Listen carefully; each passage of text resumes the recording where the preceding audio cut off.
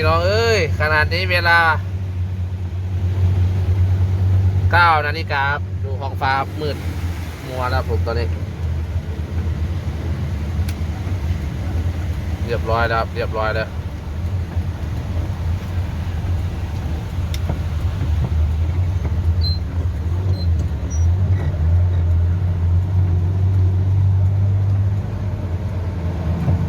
9 นาฬิกานะครับนี่เวลา9 นาฬิกา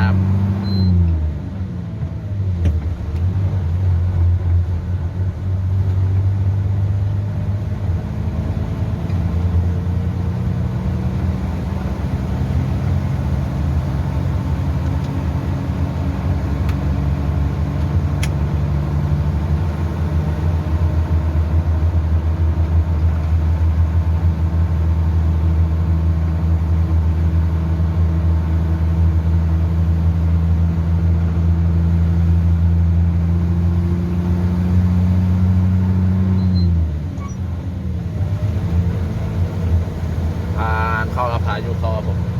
ตอนนี้วิ่งหินนะครับนี่ใส่หินเรียบร้อยครับแล้วก็ไม่ได้ลงไปถ่ายคลิปครับฝนตกแรง9 โมงเช้าพี่น้องเอ้ย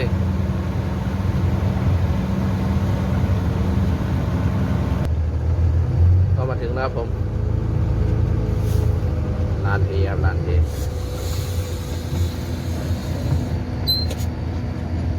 โอ้ยฝนตกอย่างแรงครับโอ้เรียบร้อยครับผมวิ่งมาครับ1 เที่ยวแล้วผมลงแต่เมื่อคืนนี้ครับว่าจะหยุดก็จะเดือดงานเข้าเลยครับตอนนี้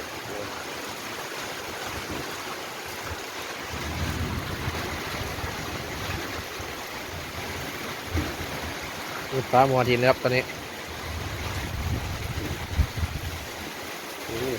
ลม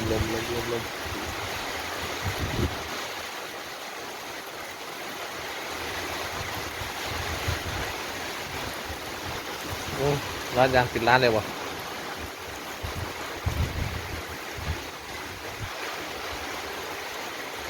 โอ้จะได้เอามอเตอร์ไซค์ออกหรือรถกระบะเขาลากจานต่ำนะครับเนี่ยดีไม่ดีย้ายแมคโครเข้าบ้านเลย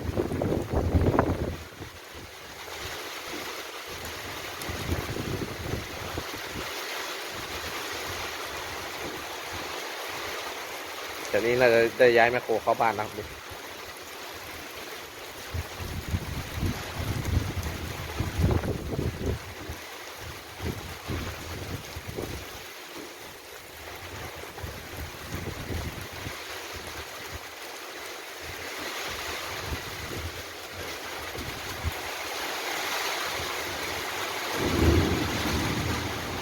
ฟ้าร้องมาแล้วฟ้าร้องมาแล้ว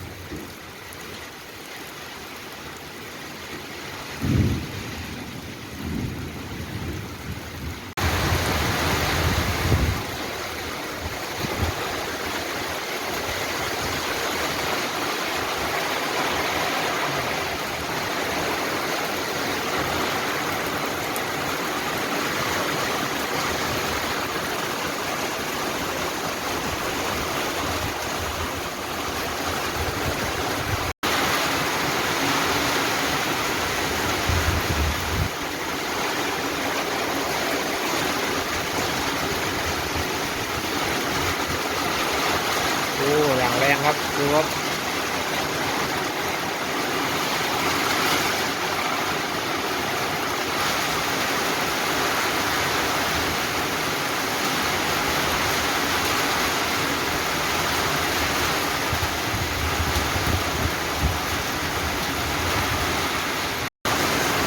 ดูครับ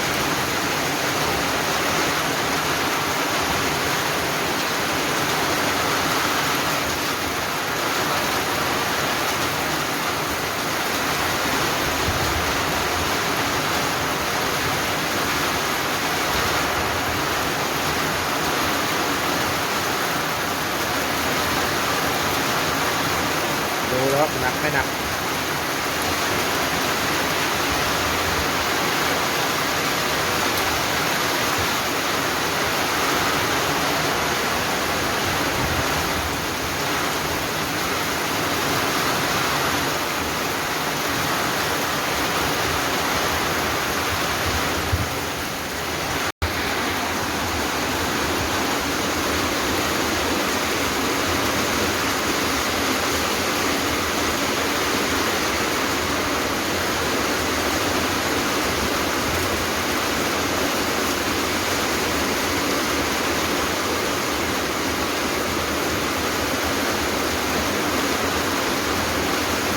จบแล้วงานจบแล้วฝนตกแห้งแล้ว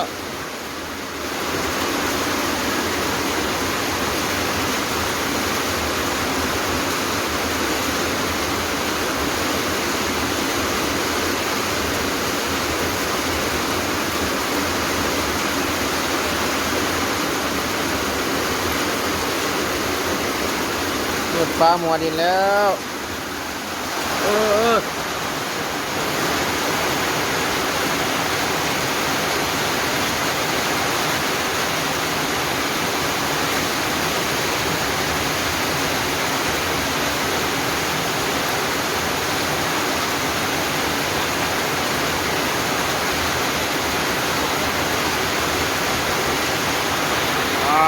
พี่น้องเอ้ย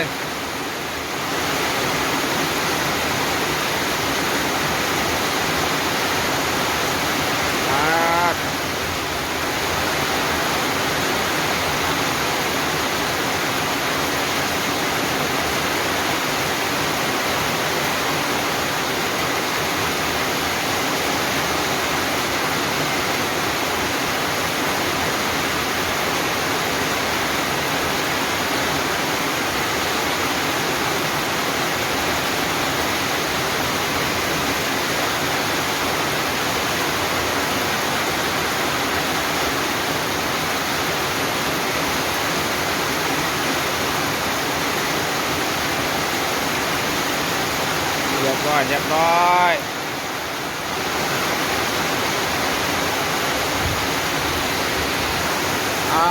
พี่น้องเอ้ย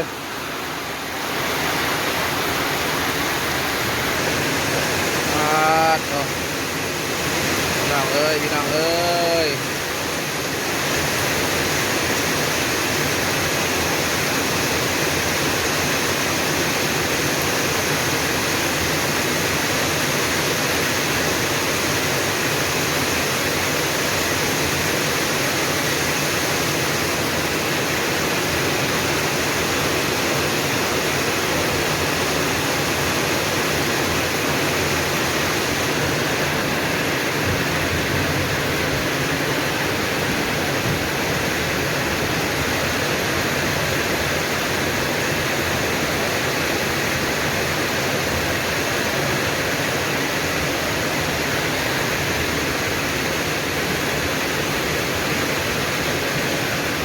แรงนะพี่น้อง